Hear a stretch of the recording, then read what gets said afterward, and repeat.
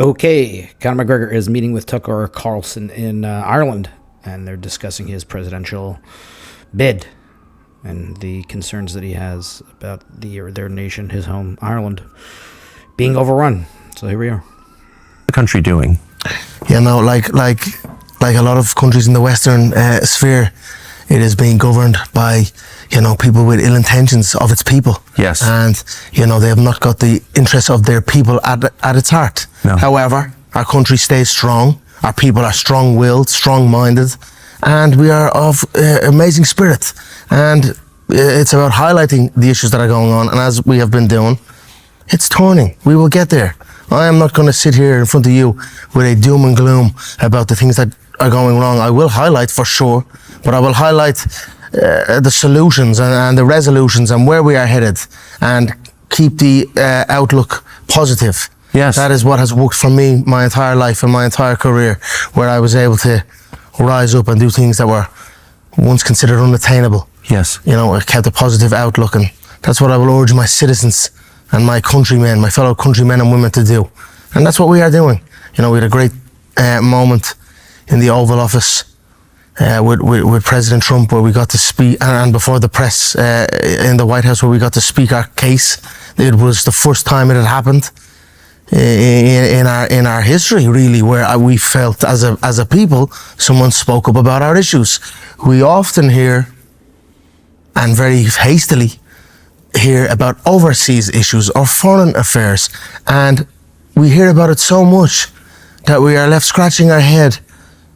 Well, what about our issues? Exactly. What about the issues the people of Ireland face? And that is a rising sentiment that is taking place behind the doors of every household in the country.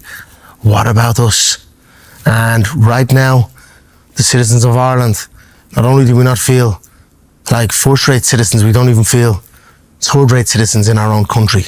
So, we continue to highlight the wrongdoings of a minute government elite, and it is minute, and what they are doing.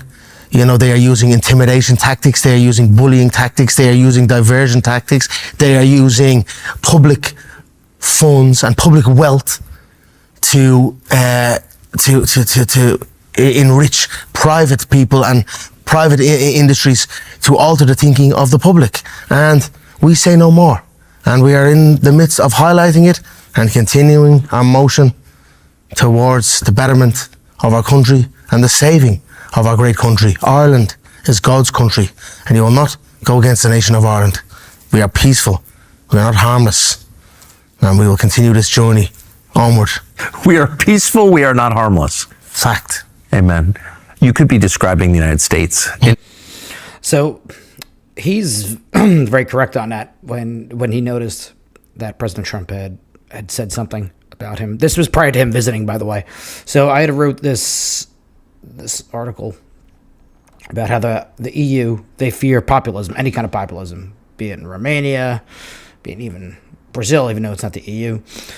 But I wrote this before Conor McGregor even went there. This is the moment, this is the day, I'll link it on the bottom, where they became concerned about President Trump mentioning Conor McGregor, because they potentially could be looking at the EU having a populist president. Now, even if he doesn't have as much power as the prime minister, it could be a stepping stone.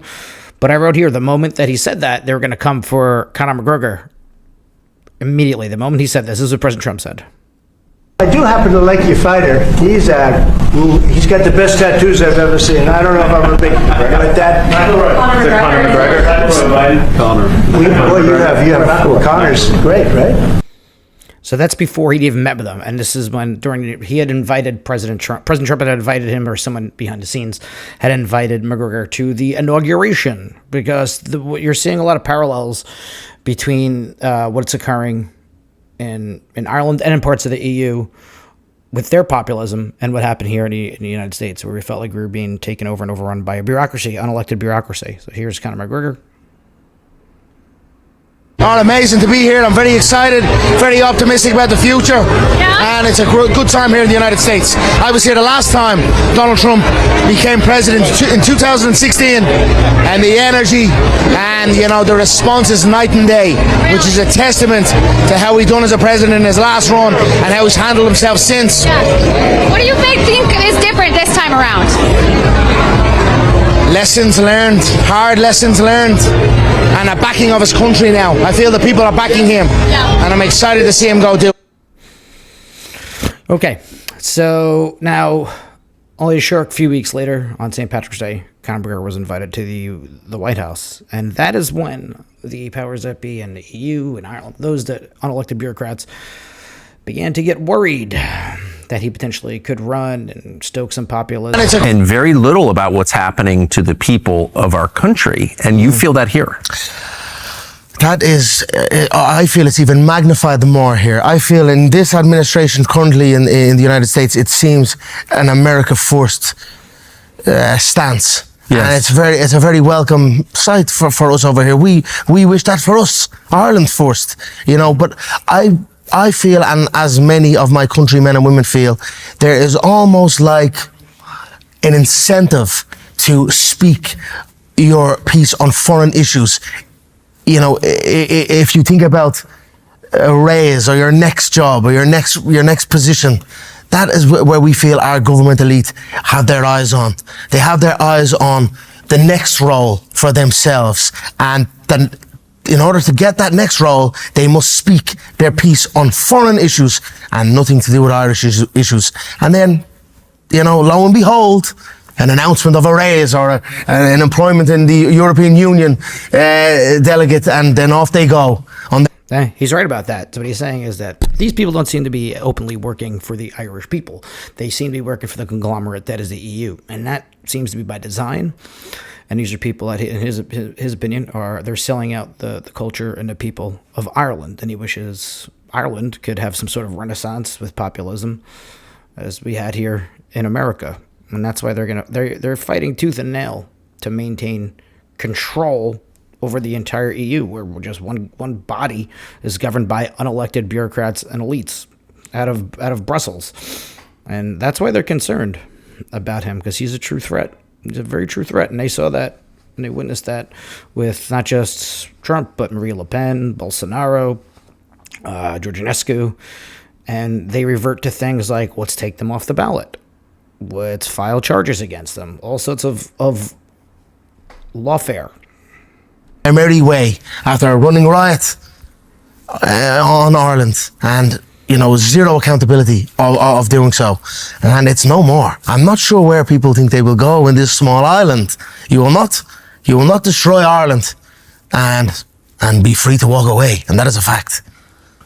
How do you, I want to get to how you know all this and how you've distilled it to its essence. I mean, that was such an amazing description, not just what's happening here, but throughout the West English. The entire Western sphere, for sure, it is happening. Australia, New Zealand, Canada, Great Britain, which has already gone. I feel our government, again, overseas issues, yes, okay. Internal. I'm an Irishman. I love my country dearly. Yes. Nothing or no one could ever change that fact. I would give my life for my nation. And I have such a love for this soil.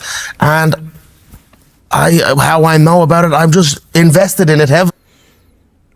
He's right to draw the parallels. It seems like they're trying to erase any kind of cultural identity and make, sounds crazy, but you're seeing it, you're witnessing your own eyes, a global NWO where it's top-down orders and there's all uniformity and there's nothing that is individualistic, be it your culture or yourself as a human. They're trying to rinse it out, trying to launder it out. And he notices this. People like him are dangerous because they're very intelligent. He's dangerous to them. He's very intelligent. And he's very aware of that, and he has a popularity and care for his people. Care for him.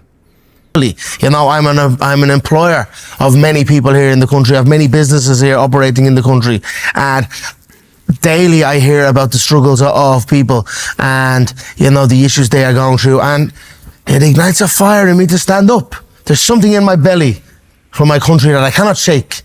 And even despite maybe the worrisome of my mother and people in my life, why? Let's go away. Let's sail on the yacht. Let's fucking do something. Excuse the language. Let's do something else. I cannot my country. Very similar to Trump. This guy has more money than God, than he could spend in a lifetime. He has everything. He has his family, his kids, his wife. But he feels a calling. Like, that's how inspirational Trump is. To try and put everything aside and to save your country. And it's, a lot of that's based in faith in God. He feels like he's there for a higher purpose, a better purpose. And he may just very well be, because it appears so. Is my country, and I'll fight for it till the day I go out. And that is it. Your biggest media company, state media, it's like North Korean state media, it's called RTE. Yeah. And it literally is an organ of the state, which is amazing. But then you have social media, and you tweeted on social media, Ireland, we're at war. Yeah. You obviously are. What was the reaction from the government to that tweet? Uproar. I was the scapegoat. An incident happened where an Algerian visitor or citizen had an Irish passport in Algeria, or so we believe. That the information is very is not fully revealed. In You fact, can never get a straight answer from these people. never get a straight answer. Our children were stabbed outside of an Irish school on Parnell Street, and a teacher was stabbed trying to fight them off, and then an Irishman jumped in, and then an immigrant from Brazil jumped in, and together they wrestled them down, and then it was, hide it and blame my tweets as the reason it kicked off, and that's kind of what we're dealing with. Wait, an Diversion. Algerian stabbed Irish children, but it was your fault Pretty somehow?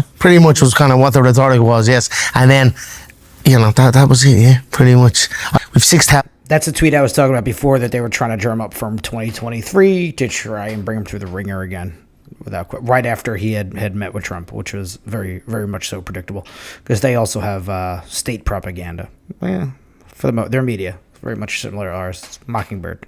1,000 members of the Defence Force, 6,000 Army, and we've about 12,000 Gardaí. I really wonder how many are happy with the direction our country was going. I cannot see many behind closed doors. Gardaí or the police? Gardaí or the police. I cannot see many closed doors that are happy with this. You never invaded anybody else. You didn't have overseas colonies. Mm-hmm. You just kind of stayed on your island and brewed alcoholic beverages and... I've the best brewery in the land. Not to be. Yeah. You never bothered anybody. Yeah. You don't have any national crimes to atone for. So I come here to Dublin, your biggest city, and not one advertisement on any public space has Irish people in it. Yeah. And it's clearly part of the same propaganda campaign. Yeah. Like, make white people hate themselves, make white people feel ashamed to be white people are criminals. It's like, okay, but why would they, who's doing that to you and why? Like, what is that? I feel since the turn of the crash, our government elite have been accosted into full-time globalist traitors of Ireland. And they take their orders from above. And it's not even them. They are being ordered, and the orders are coming down onto the people, and the people have no say. We need amendments to the Constitution. We need to remove this tight grip that the political elite have over the public. And that is it. And that is our goal here eventually. I operate my businesses and my entire life on fairness. That is it. What is fair? What is correct? Our government elite do the absolute opposite. And it has to change. It has got to change. Our culture is being erased. And you have a very distinct... It is. I mean, it's not just in Ireland. It looks like it's by design. It's very hard to make a counter argument that it's not by design when you're witnessing it. Just like even from the advertisements, from the two-tiered court systems it appears that they'd have, the vilification of anyone that loves their own country. When they're going to call them crazy, it's like the people in charge are being dictated to by other people in the shadows behind the scenes. It's becoming very overtly clear over the past couple of years. And it's warp speed now, especially after Trump won. When he expelled, it seemed like, them from, or doing his best to expel them from the U.S. In your older culture that's based on Irishness, the indigenous population of the island that we're on right now, and they're being replaced at super high speed. So you have said immigration is treason, mass migration is treason. Describe the scale of it to Ireland and its effects. Well, in the olden days, my family, the McGregor clan, treason is you're hung, drawn, and quartered if you commit treason against your nation. Yeah. So, it's what is going on here is an abomination, a travesty, and it cannot continue for much longer. As you said, we are an island unto ourselves, a small island, and we are being governed by a small people who are in turn being governed by another minute group of people. And it must stop, and that's it. There's so much worry in this government elite circle about myself running for president. And if we are a true democratic nation, which we are not, and I don't believe so, and it's becoming more and more clear and more evident, and the more Irish people are being awakened to this fact. But if we are, let the people decide. You know, it is this cozy clique where you have to almost bend the knee, you know, to even have a shot at this. We should be on the ticket. They want them to bend the knee, and then they'll install you. It feels like every politician, for the most part, in the EU is installed. Either that, or they remove you, or they prevent you from running. And a citizen of Ireland should be allowed to be on the ticket above a certain age, of a certain creed, and let the people decide. A ticket to run for president. Ticket to run for president, that is it. I do not Wait, hold on. Why? This is a democracy, supposedly. Why can't you run for president? Because there's stipulations. You have to get 4 county councils, which are controlled by the government parties. You have to get 20 nominations of the Oireachtas, which are all mostly party affiliates. So you can't just run for president? You can't just run for president. So how is it a democracy? Yeah, there you go. How is it? It isn't. Oh? Are you going to do it anyway? I'm going to push forward and carry on my... Well, I recommend you watch the whole rest of the information, but kudos to this great Irish man for doing his best to save his country. He's a brilliant guy, and I'm glad he's sitting down with Tucker, so you can watch the full interview. But, you know, it's scary, especially in a world where you're seeing what the elites will resort to prevent you from interfering with their plans, what they're capable of. He's got a lot of courage. And there's a man, once again, just like Trump, that does not have to wade into these waters in this wilderness to try and save their country. He can relax and kick it on a yacht in Malta if he wanted to. But he's not. He's trying to save his people and his culture. Anyway, have a good day.